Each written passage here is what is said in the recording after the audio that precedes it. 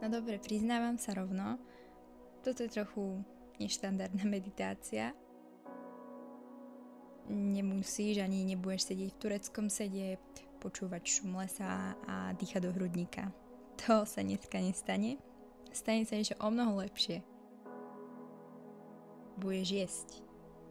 Áno, normálne jedlo. Nechaj sa viesť pri tom. Ak nič iné, tak aspoň sa spolu zasmieme na tom. Zober si prvé sústo. Nie, ešte ho nejedz. Viem, vonia a vyzerá určite lákavo, ale počkaj chvíľku. Ešte máme čo objavovať. Len sa naň pozri. Ako keď si v detstve pozeral na zmrzlinu, ktorú si fakt, že chcel. Zbierali sa ti slinky a nevedel si sa dočkať. No poďme najskôr na jeho farby. Aké farby vidíš? Pozri si ho zo všetkých stran. Je tam niečo, čo si predtým nikdy nevšimol? Je viac farebné? Zdvihni tvoje jedlo blízko k tvári.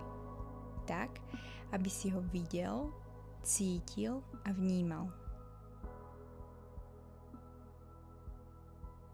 Ako by to nebolo len jedlo, ale venuj mu trošku pozornosti. Kľudne sa aj pri tom zasmej, že čo to tu stváram a pobav samého seba. Teraz si privoňaj. Fakt, že poriadne. Zatvor oči, ak chceš, ak to vieš lepšie precítiť, ale nasávaj tú vôňu.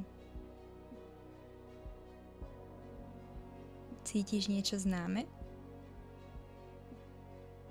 Vôňa vie prebudiť spomienky, ktoré si už možno ani nepamätal. Len dýchaj, zvedavo, ako malé dieťa, ktoré objavuje nový svet.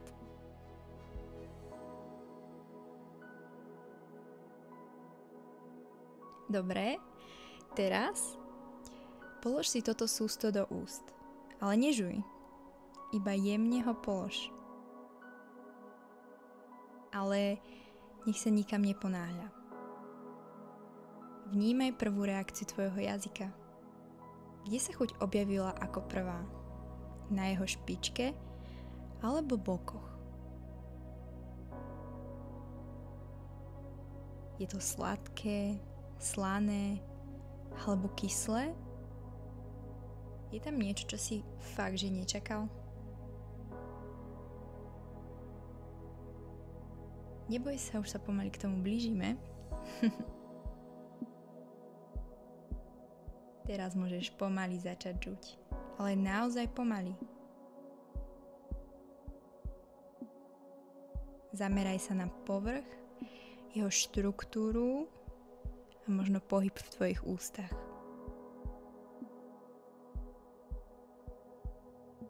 Niečo chrumká, niečo možno teraz prasklo. Skús preskúmať, čo všetko sa zmenilo v tvojich ústach. Roztancuj to tam, poriadne. Rozpadlo sa to, alebo ostalo niečo ešte pevné?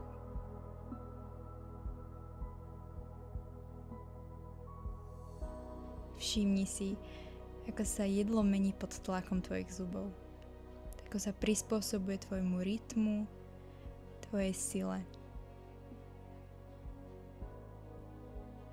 A teraz si všimni, ktoré svaly sa ti napínajú.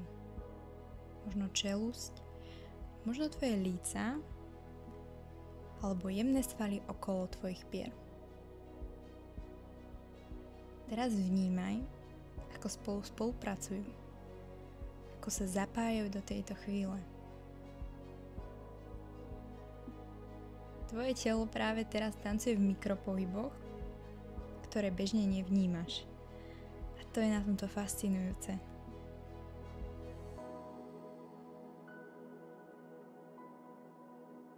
Stačí sa na chvíľku zastaviť a celé tvoje vnútro sa stáva miestom objavu.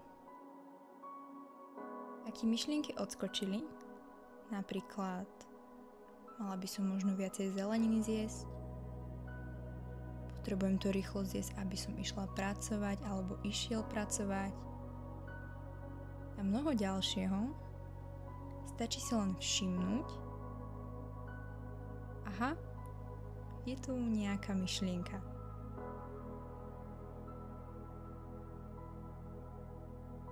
A znovu sa vráťme spolu späť k tomu, čo je v tvojich ústach. K teplu, chuti, možno ešte cítiš tú vôňu, pohyb a tvoj dých. Nie si stroj, si živý organizmus. A jedlo ťa dneska spája so svetom, so sebou samým. Daj si ešte jedno sústo, teraz už len tak bez analyzovania.